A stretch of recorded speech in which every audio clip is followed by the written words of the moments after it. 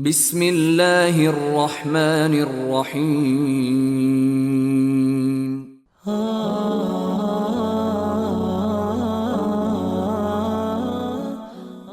حضرت جابر رضی اللہ تعالیٰ عنہ بیان کرتے ہیں،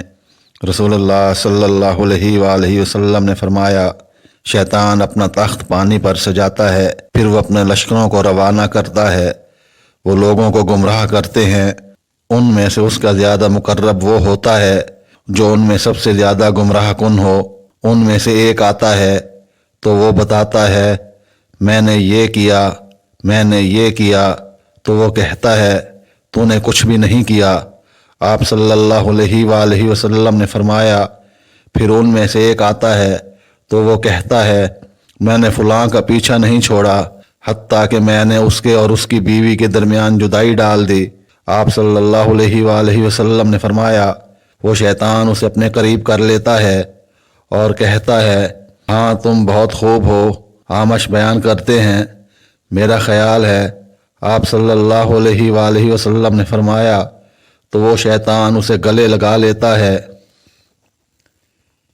حضرت ابن عمر رضی اللہ تعالیٰ عنہ سے روایت ہے کہ رسول اللہ صلی اللہ علیہ وآلہ وسلم جب اپنے بستر پر تشریف لاتے تو یہ دعا پڑھتے، ہر قسم کی تعریف اللہ کے لیے ہے جس نے مجھے کفایت کیا، مجھے مسکن عطا کیا، مجھے کھلایا پلایا، جس نے مجھ پر ان گنت انعام و احسان کیا، جس نے مجھے عطا فرمایا تو بہت عطا فرمایا، ہر حال میں اللہ کا شکر ہے۔ اے اللہ، ہر چیز کے رب اور اس کے مالک اور بادشاہ اور ہر چیز کے معبود، میں جہنم سے تیری پناہ چاہتا ہوں۔ حضرت ابو ہریرہ رضی اللہ تعالیٰ عنہ بیان کرتے ہیں، رسول اللہ صلی اللہ علیہ وآلہ وسلم نے فرمایا، ہر رات جب آخری تہائی رات باقی رہ جاتی ہے تو ہمارا رب تبارک و تعالی آسمان دنیا پر نزول فرماتا ہے